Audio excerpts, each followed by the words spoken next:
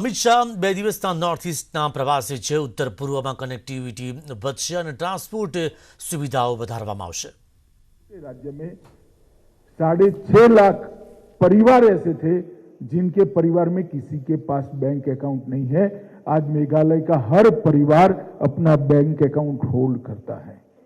उनको अर्थतंत्र के साथ जोड़ने का काम ये भारतीय जनता पार्टी की मोदी सरकार ने किया है. उनका अधिकार का जो पैसा है, चाहे विधवा सहाय का पैसा हो, चाहे छात्रों की स्कॉलरशिप हो, इसके अंदर से बिचौलियों को काटकर सीधा इसके बैंक अकाउंट में डालने का काम नरेंद्र मोदी सरकार ने करा है. आज मेघालय के अंदर एक भी घर ऐसा नहीं है जहां टॉयलेट नहीं है. 100% ओडीएफ बनने वाले राज्यों का सम्मान जिसको मिला है उसको उसमें आज मेघालय शुमार है. मैं मेघालय के मुख्यमंत्री को इसके लिए बहुत बहुत बधाई देना चाहता हूं कि मोदी जी ने ग्रांट तो भेजी, परंतु इसे नीचे तक पहुंचाने का काम मेघालय के मुख्यमंत्री ने किया है. जल जीवन मिशन की तरफ लगभग 3.39 लाख परिवार ऐसे हैं जिनके यहां नल से पानी नहीं पहुंचता है. हमने लक्ष्य रखा है कि ये सारे के सारे परिवारों को उनके घर के अंदर शुद्ध पीने का पानी पहुंचाना. लगभग 2.80 लाख परिवारों की योजना बन चुकी है और 1874 छोटी छोटी योजनाओं से मेघालय के हर घर में पीने का शुद्ध पानी पहुंचे, हर घर के अंदर नल से पानी पहुंचे, इस प्रकार की व्यवस्था हम करेंगे. और इसके लिए 156 करोड़ रुपया अब तक पहुंचाया गया है. आदिवासी उपयोजना के तहत और 68 करोड़ रुपया पहुंचाया गया है. एकलव्य मॉडल विद्यालय सिर्फ मेघालय में 39 एकलव्य रेसिडेंशियल मॉडल विद्यालय बनाने की शुरुआत हुई है. लगभग राज्य सरकार ने अब तक 67 परियोजनाओं को जो 700 करोड़ की लागत से है वो केंद्र सरकार की मदद से पूरा किया है और 800 करोड़ की और 38 परियोजनाएं चालू है और ढेर सारी योजनाएं हैं जिसमें नांगल बीबरा से अगिया 110 किलोमीटर का रोड लगभग 43 करोड़ रुपया. मेघालय अगिया उप केंद्र में 11.43 करोड़ रुपया की लागत से 220 केवी का ट्रांसफार्मर की स्थापना. मेरांग रानी गोडाउन अजरा मार्ग का 100 करोड़ रुपया की लागत से अपग्रेडेशन. अगिया मेघीपारा फुलवाड़ी टूरा रोड का लगभग 65 करोड़ रुपया से उन्नयन, उसका अपग्रेडेशन. और जोवई नरतियांग खुंडली रोड वो भी लगभग 70 करोड़ रुपया खर्च कर उसको अपग्रेड करने का काम किया है.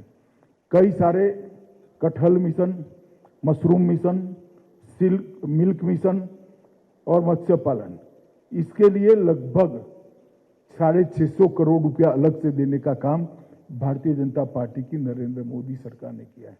मित्रों, मैं इतना ही कहना चाहता हूं कि पूरे नॉर्थ ईस्ट क्षेत्र के अंदर हमारे लिए 3 महत्वपूर्ण चीजें हैं. एक तो यहाँ की बोलियां, यहाँ की भाषाएं, यहाँ का नृत्य, संगीत, खान पान, संस्कृति, उसको संभाल कर रखना, संजो कर रखना और पूरे भारत के अंदर इसका आकर्षण पैदा करना. दूसरा, नॉर्थ ईस्ट के पूरे विवाद को समाप्त कर इसको एक शांतिपूर्ण क्षेत्र बनाना. और तीसरा, नॉर्थ ईस्ट को एक विकसित प्रदेश बनाकर आजादी के पहले जो जीडीपी कंट्रीब्यूशन हमारा था इस क्षेत्र का, इसको वापस लाने का प्रयास करना. और मैं मानता हूं हम इसके बहुत नजदीक हैं. हम सबके सामूहिक प्रयास से कुछ ही दिनों में, कुछ ही सालों में हम एक गंतव्य स्थान पर पहुंचेंगे. जिस दिन नॉर्थ ईस्ट का जीडीपी कंट्रीब्यूशन 20% से ज्यादा पहुंचता है, यहाँ गरीबी का, बेरोजगारी का और अशांति का नामो निशान नहीं बचेगा. मुझे लगता है कि इसके लिए हम सब ने नरेंद्र मोदी जी की योजना को समर्थित भी करना है और इसके साथ साथ उसको पूरा करने के लिए पूरा सहयोग देना है.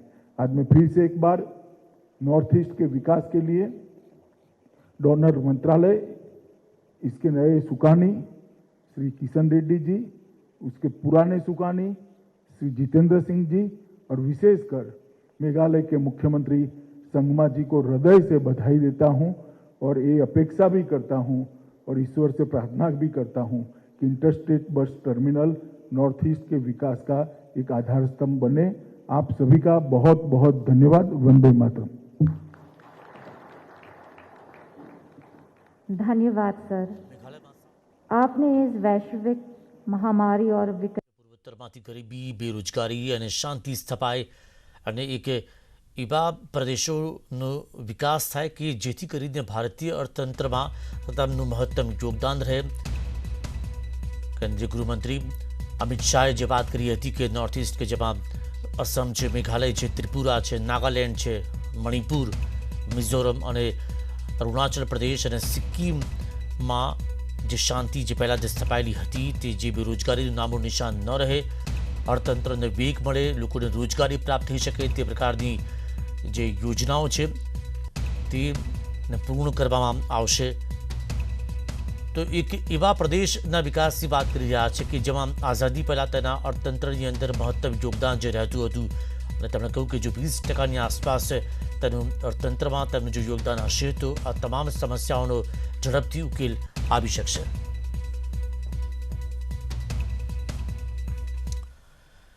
મહારાષ્ટ્રની વાત કરીશું કે જ્યાં ભારે વરસાદ અને પૂર વચ્ચે લોકોની સ્થિતિ વિકટ બની છે। સાંગલીમાં પૂરના પાણી લોકોના ઘરોમાં ઘૂસી ગયા, જેના લીધે લોકોની ઘર વખરી એ બધું જ પાણીમાં ગરકાવ થઈ ગયું, તહેસ નહેસ થઈ ગયું। ચારે તરફ વિનાશ જ વિનાશ નજરે પડતો હતો। ખેતરોમાં પણ પાણી ભરાઈ જવાના કારણે ખેડૂતોની સ્થિતિ દયનીય બની ગઈ છે। ભારે પૂરની સ્થિતિ વચ્ચે તંત્ર તરફથી કોઈપણ પ્રકારની મદદ કરવામાં નથી આવી અને એનડીઆરએફની ટીમ પણ પહોંચી ન હોવાનો સ્થાનિકોનો આરોપ છે। डूब गया है। उस गांव के लोग इधर आने की बहुत परेशानी हो गई है। गांव के कने गांव के लोग बाहर निकलने में बहुत परेशान हो। एनडीआरएफ की टीम नहीं आई, गवर्नमेंट का कोई मदद कार्य नहीं हुआ। તો મહારાષ્ટ્રમાં ભારે વરસાદને કારણે સ્થિતિ વિકટ બની છે। વરસાદને કારણે મહારાષ્ટ્રના અનેક જિલ્લાઓમાં પૂર જેવી સ્થિતિ સર્જાઈ છે। ઠેર ઠેર પાણી ભરાઈ જવાની ઘટના પણ બની। પાણી ભરાઈ જવાના કારણે કેટલાક લોકોના ફસાઈ જવાની ઘટના સામે આવી। સાંગલીમાં 30 લોકો કે જેઓ ફસાઈ ગયા હતા તેમને બચાવવા માટે રેસ્ક્યુ ઓપરેશન હાથ ધરવામાં આવ્યું।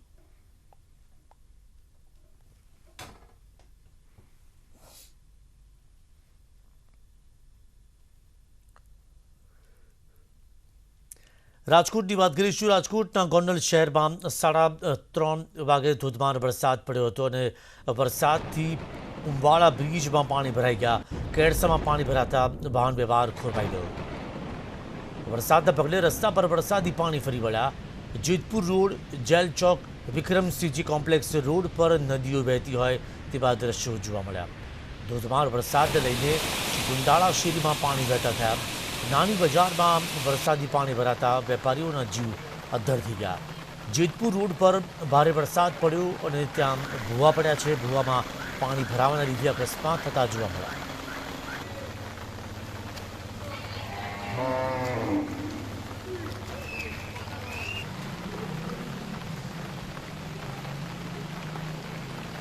ભારે વરસાદથી ઉંબાળા બીચ પર પાણી ભરાઈ ગયા છે। કેડસામાં પાણી ભરાયા છે। ગોંડલ શહેરમાં 3:30 ઇંચ વરસાદ પડ્યો છે। અમારા સંવાદદાતા હરીન માત્રાવાડિયા જોડાયા છે। હરીન, કેવી સ્થિતિ જોવા મળી રહી છે અને ક્યાં સૌથી વધુ પાણી ભરાયા હોય તેવા દ્રશ્યો સામે આવ્યા છે?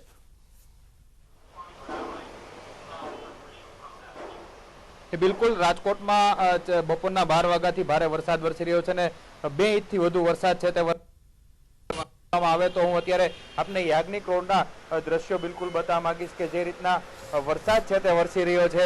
રાજકોટ ઉપરાંત ગોંડલ છે, ગોંડલ વિસ્તારમાં પણ ભારે વરસાદ છે તે વરસી રહ્યો છે। બીજી તરફ જ્યારે વાત કરવામાં આવે તો જે રીતના આગાહી છે, સૌરાષ્ટ્ર કચ્છમાં ભારે વરસાદની આગાહી છે અને તેને પગલે અત્યારે વાત કરવામાં આવે તો વરસાદ છે વરસી રહ્યો છે। ગોંડલમાં સૌથી વધુ 3.5 ઇંચ વરસાદ જેટલો છે, 3.5 ઇંચ જેટલો વરસાદ છે તે વરસી રહ્યો છે। બીજી તરફ વાત કરવામાં આવે તો જસદણ વિસ્તારમાં પણ વરસાદ વરસી રહ્યો છે. ગોંડલ ને આસપાસના વિસ્તારોમાં પણ આ જ રીતે વરસાદ છે તે વરસી રહ્યો છે. ખાસ કરીને વાત કરવામાં આવે તો રાજકોટ શહેરના અલગ અલગ વિસ્તારોમાં છે વરસાદ વરસી રહ્યો છે. બપોરે 12 વાગ્યાથી વરસાદ શરૂ થયો હતો, જે ધીમી ધારે અત્યાર સુધી વરસી રહ્યો છે અને અલગ અલગ વિસ્તારોમાં 2 ઇંચથી વધુ વરસાદ છે તે પડી ચૂક્યો છે. ખાસ કરીને વાત કરવામાં આવે તો જે ખેડૂતોને અત્યાર સુધી મુશ્કેલી પડતી હતી વાવણી થયા બાદ, જે રીતની વરસાદ આવ્યો ન હતો, ખેડૂતો રાહ જોઈ રહ્યા હતા. ઉપરાંત રાજકોટ શહેરમાં અને આસપાસના વિસ્તારોમાં પણ જે રીતના બફારો જોવા મળી રહ્યો હતો, પરંતુ આજે વરસાદ આવતા લોકો પણ ખુશ જોવા મળી રહ્યા છે. અને બીજી તરફ વાત કરવામાં આવે તો ગોંડલમાં પણ અનેક જગ્યાઓ એવી છે કે જ્યાં પાણી ભરાયા છે. હજી પણ હવામાન ખાતાની આગાહી મુજબ આગામી 2 થી 3 દિવસ સુધી ભારેથી અતિ ભારે વરસાદની છે તે આગાહી પણ કરવામાં આવી છે. રાજકોટમાં પણ તંત્ર એલર્ટ થઈ ચૂક્યું છે. રાજમાર્ગો ઉપર જ્યારે પણ પાણી ભરાય ત્યાં કોર્પોરેશનની ટીમ છે તાત્કાલિક નિકાલ થાય તેવી તમામ પ્રકારની વ્યવસ્થાઓ છે તે પણ જે તેમાં લાગી, તેના માટે પણ અલગ અલગ ટીમો બનાવાઈ છે. ખાસ કરીને અત્યારની વાત કરવામાં આવે તો અત્યારે પણ ધીમી ધારે વરસાદ છે તે વરસી રહ્યો છે. જી, તો હજુ પણ વરસાદ વરસી રહ્યો છે. એવા કયા વિસ્તાર છે કે જેમાં જે અંડરબ્રિજ તેમાં ગરનાળામાં પાણી ભરાઈ ગયા હોય અને આ સમસ્યા શું વર્ષોથી જોવા મળી રહી છે?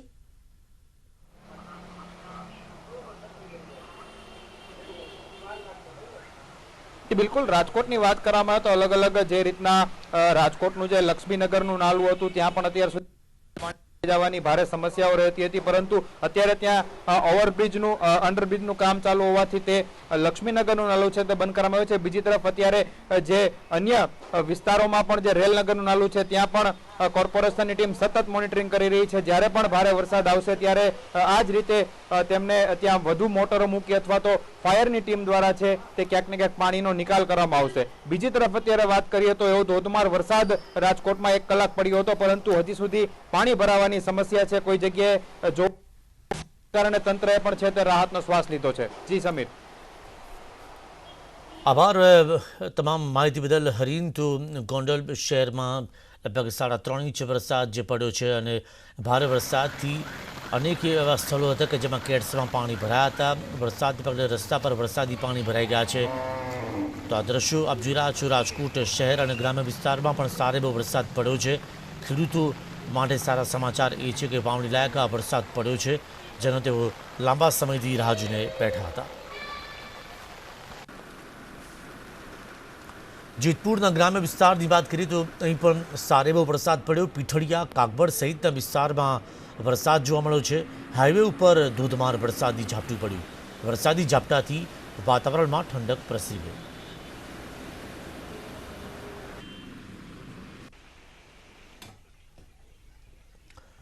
રાજકોટના કેટલાક વિસ્તારોમાં વરસાદ પડ્યો છે. મોરબી રોડ પર આવેલા ગૌરીદળ રતનપરમાં વરસાદ. રેલનગર જંકશન પોપટપરામાં પણ વરસાદ પડેલો જોવા મળ્યો. જામનગર રોડ અને રોનકીમાં પણ વરસાદ.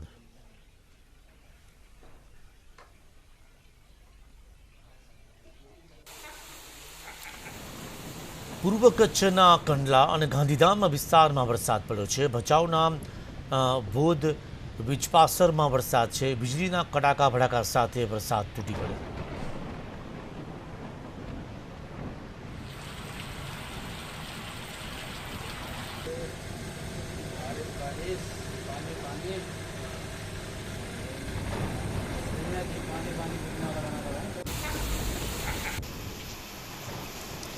અમરેલી શહેરમાં પણ અસહ્ય બફારા બાદ ધોધમાર વરસાદ. અમરેલી શહેરમાં 1 કલાકથી વરસાદ ચાલુ છે. તાલુકાના ગ્રામ્ય વિસ્તારોમાં પણ ધોધમાર વરસાદ પડતો જોવા મળ્યો.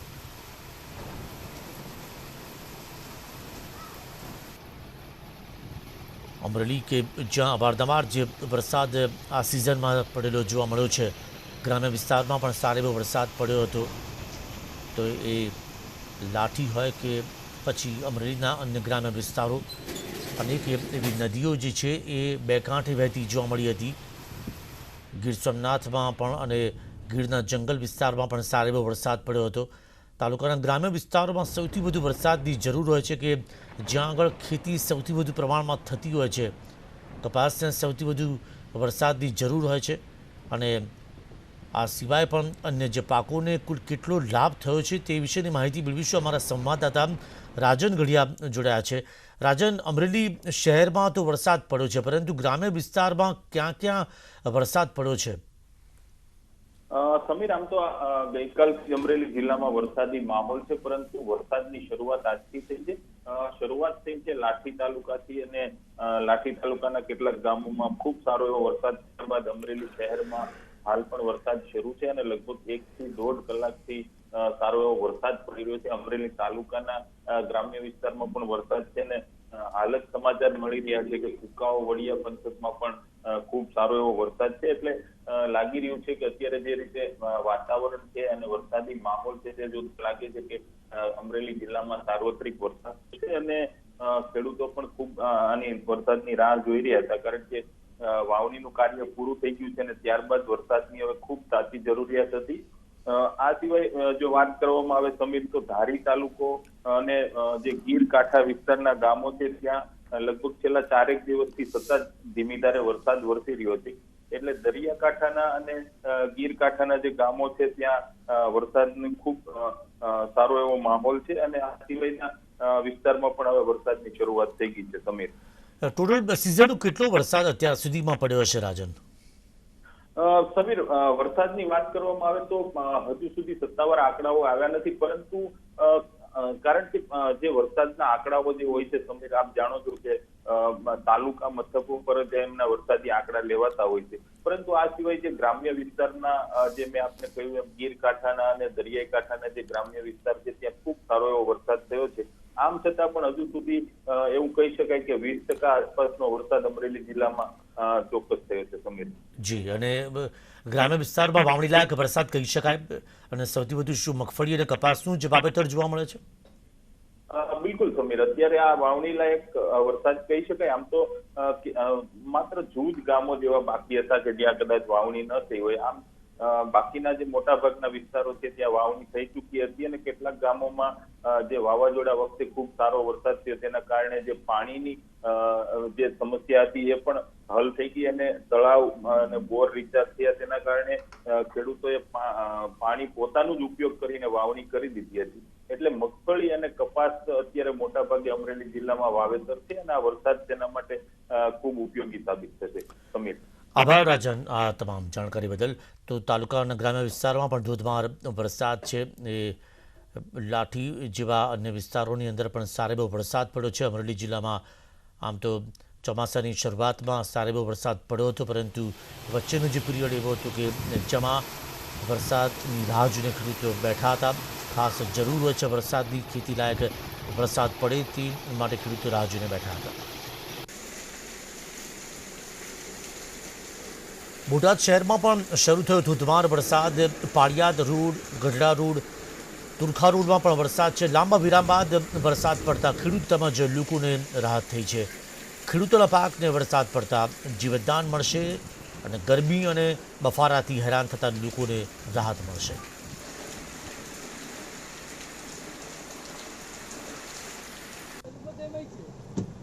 મોરબી અને માળિયાના ગ્રામ્ય વિસ્તારોમાં પણ વરસાદ છે. મોરબી માળિયા હાઈવે પર વરસાદ. હાઈવે પર વરસાદ શરૂ થતાં વાહન ચાલકોને મુશ્કેલી. મોરબીના ગાળા, નારણકા, બહાદુરગઢમાં વરસાદ છે. માળિયા હાઈવે અને માળિયા શહેરમાં વરસાદ જોવા મળ્યો. મોરબી તાલુકાના ટંકારામાં વરસાદ. મોરબીના આવરણ, ધૂળકોટમાં વરસાદ છે. ફુડસર, જીવાપોર, ખાનેચિયા સહિતના વિસ્તારોમાં વરસાદ. ટંકારા શહેર અને તાલુકામાં વરસાદ વરસ્યો. ટંકારા શહેર, સાવલી, લજાઈ, ધ્રુવનગર, વિટાણા, હરિપર, ભૂતકોટડા, ઉટાળા સહિતના મોટાભાગના ગ્રામ્ય વિસ્તારોમાં વરસાદ પડ્યો. ખેડૂતોમાં ખુશી. અને મોરબી જિલ્લામાં કપાસ અને મગફળીનું વાવેતર જોવા મળતું હોય છે. ગ્રામ્ય વિસ્તારોમાં વરસાદ પડતા પાકને નવજીવન મળ્યું. વાંકાનેરના કેટલાક વિસ્તારોમાં વરસાદી ઝાપટા પડ્યા.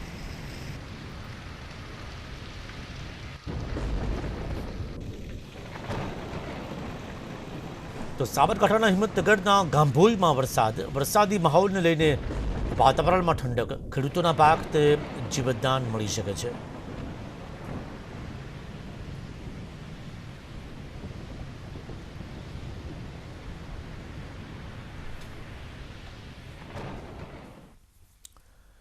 જોઈશું વધુ કેટલાક સમાચાર બ્રેક બાદ.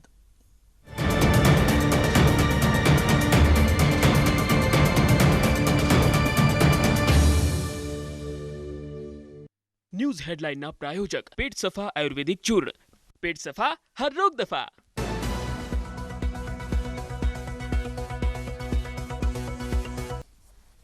રમતના મહાકુંભ ઓલિમ્પિકની જો વાત કરીએ તો ટોક્યો ઓલિમ્પિકમાં ભારતે મેડલનું ખાતું ખોલાવ્યું છે। વેઇટ લિફ્ટર મીરાબાઈ ચાનુએ દેશને સિલ્વર મેડલ અપાવ્યો। વેઇટ લિફ્ટિંગમાં મીરાબાઈ ચાનુએ 49 કિલોગ્રામ વર્ગમાં મેડલ જીતી લીધો। ઓલિમ્પિકમાં ભારતે પ્રથમ મેડલ મેળવતા પ્રધાનમંત્રી નરેન્દ્ર મોદીએ ટ્વીટ કરીને અભિનંદન પાઠવ્યા।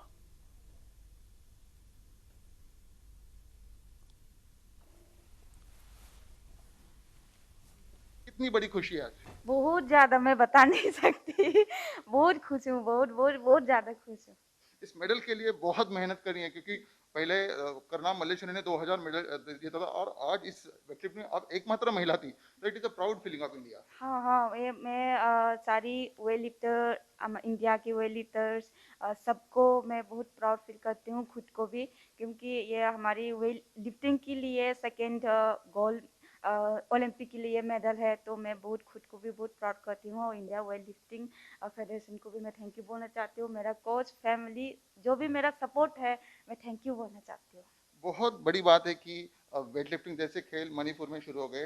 वेट लिफ्टिंग खेल में इस मेडल के लिए क्या मेहनत की आपने? बहुत ही ज़्यादा मेहनत किया है मैंने, बहुत सेक्रीफाइस किया है कि ये टोक्यो ओलंपिक में मुझे मेडल लेना था, तो इसकी वजह से मैंने सब कुछ सेक्रीफाइस किया है। मैं घर पे इतना नहीं जाती क्योंकि मुझे ट्रेनिंग में बहुत प्यार है मुझे, तो मेहनत भी बहुत ज़्यादा किया है मैंने ये मेडल के लिए।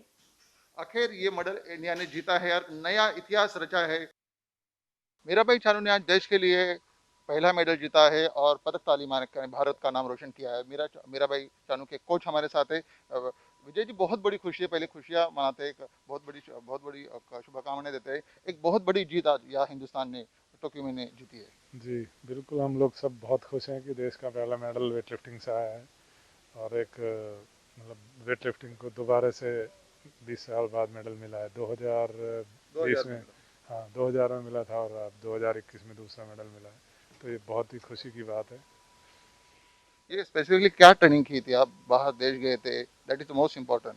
एक्चुअली गवर्नमेंट ने हमें, स्पोर्ट्स मिनिस्ट्री ने और साई ने हमें ट्रेनिंग करने के लिए यूएस भेजा था इस कंपटीशन से पहले, क्योंकि थोड़ा कोरोना को लेके सिचुएशन थोड़ा ठीक नहीं थी, तो वहाँ हमको ट्रेनिंग करने के लिए भेजा था और वो हमें काफ़ी पे किया, जैसा आप देख रहे हैं। उस ट्रेनिंग का हमें बड़ा फ़ायदा मिला है। તો મીરાબાઈ ચાનુને ઇતિહાસ સરસતા જોવા માટે પરિવાર અને પાડોશી પરિવારના સભ્યો એકઠા થયા હતા। મીરાબાઈની જીત જોઈને પરિવારમાં ખુશીનું વાતાવરણ જોવા મળ્યું।